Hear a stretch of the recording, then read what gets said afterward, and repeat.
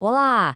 E se a gente tivesse acesso a um tipo de manual de instruções para o ser humano? Mas olha, não é um baseado em crenças antigas, e sim em ciência de ponta. Nessa análise, a gente vai mergulhar fundo numa ideia que é exatamente essa: transformar toda essa sabedoria ancestral numa verdadeira ciência da integração humana. Bom, para começar, vamos quebrar uma ideia bem antiga. A tal da alma, ou o nosso eu, não é uma coisa estática, algo que a gente tem. A proposta aqui é que ela é um processo ativo, algo que a gente faz. E isso muda tudo, né? A gente deixa de ser vítima da nossa mente ou da genética e se torna agente na construção da nossa própria realidade. Alma é um verbo, uma ação que nunca para. Tá, mas como é que funciona esse processo do eu na prática? Ele se apoia em três pilares que estão totalmente conectados. O primeiro é a mente, que a gente precisa treinar e regular para alcançar clareza. O segundo é o corpo, que precisa de sincronia fisiológica para gerar saúde. E o terceiro é a ação, que é a nossa expressão de virtude no mundo, e isso é o que gera propósito. A verdadeira plenitude vem da integração desses três. Vamos então para a primeira parte desse manual, o hack da mente. A ideia principal aqui é simples, mas poderosa. O nosso bem-estar não é sorte nem acaso. É uma habilidade mental que pode e mais, que deve ser treinada. E para a gente ter uma noção do tamanho do desafio, olha só esse número. Quase metade do tempo que a gente passa acordado, a nossa mente está bem, em outro lugar, simplesmente divagando. E a ciência mostra que uma mente que divaga muito é um dos maiores indicadores de infelicidade. Esse é o nosso estado padrão, o default do cérebro. E por que isso acontece? Pensa que existe uma espécie de cabo de guerra rolando dentro da nossa cabeça. De um lado tem o córtex pré-frontal, que é o nosso CEO, o responsável por planejar, tomar decisões, ter controle. Do outro lado, a amígdala, que é o nosso sistema de alarme sempre pronto para disparar em reação ao medo e ao estresse. O problema é que para muita gente esse alarme vive ligado. E qual a solução? Neuroplasticidade. Mas calma, não é nenhum truque mágico. É através da prática disciplinada e contínua, como a meditação focada, que a gente literalmente remodela o nosso cérebro. A gente fortalece o nosso CEO e, ao mesmo tempo, acalma o alarme. O resultado é o que cientistas chamam de controle de cima para baixo, o famoso top-down. É a nossa capacidade de responder com clareza em vez de só reagir no impulso. E olha, isso não é só uma teoria bonita. Os dados clínicos são muito claros. Práticas baseadas em mindfulness têm uma eficácia comprovada e significativa na redução de problemas super comuns como ansiedade e depressão. E mais, elas diminuem os marcadores de estresse no corpo, como o cortisol. É, de fato, um antídoto poderoso.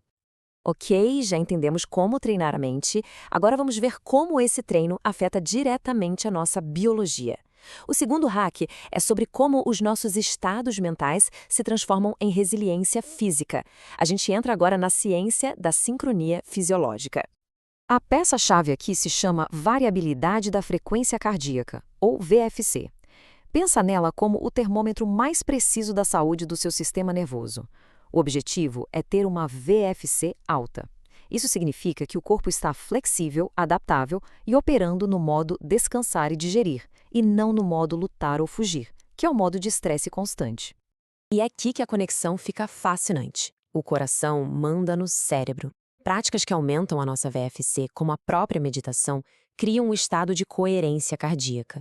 E um coração coerente envia sinais de calma lá para cima, para o cérebro, o que gera um aumento das ondas cerebrais alfa, que são aquelas associadas a um estado de relaxamento focado.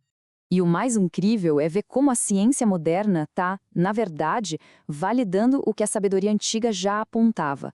Mapas simbólicos, como os meridianos da medicina chinesa, correspondem de forma impressionante à rede de fáscia do nosso corpo. E o sistema de chakras? Ele se alinha de um jeito notável com a localização das nossas principais glândulas endócrinas. É como se fosse um mapa pré-científico da nossa neurofisiologia. Com isso, a gente chega no terceiro e último pilar, que é onde todo esse trabalho interno vira ação no mundo. Aqui, o foco é encontrar um propósito real através de atitudes significativas e de compaixão. A tese deste manual é que a felicidade de verdade, aquela que dura, não vem de prazeres momentâneos, mas sim do cultivo intencional de virtudes. E os dados confirmam isso. As características mais fortes ligadas à satisfação com a vida são esperança, gratidão e amor. E a melhor parte, elas são como músculos, a gente pode treinar e fortalecer cada uma delas. A mensagem central desta parte é ao mesmo tempo simples e muito profunda. O verdadeiro bem-estar, que os gregos chamavam de eudaimonia, não está em receber, mas em contribuir, em se doar para os outros. Ajudar o próximo tem um impacto muito mais forte no nosso senso de propósito do que qualquer felicidade passageira. E tudo isso nos leva a uma última pergunta, talvez a mais importante de todas. Se esse sistema de mente, corpo e ação é tão poderoso e transformador, por que, afinal, ele não é um conhecimento comum, ensinado em todo lugar? Então, porque um manual para o bem-estar humano com tanta evidência científica por trás ainda parece um segredo guardado a 7 chaves na nossa cultura? A resposta, segundo a fonte que analisamos, é que ele mexe com as estruturas do sistema. Ele desafia o status quo. As razões são bem diretas. Primeiro, isso não é um produto que dá para vender numa prateleira. Exige esforço e trabalho individual.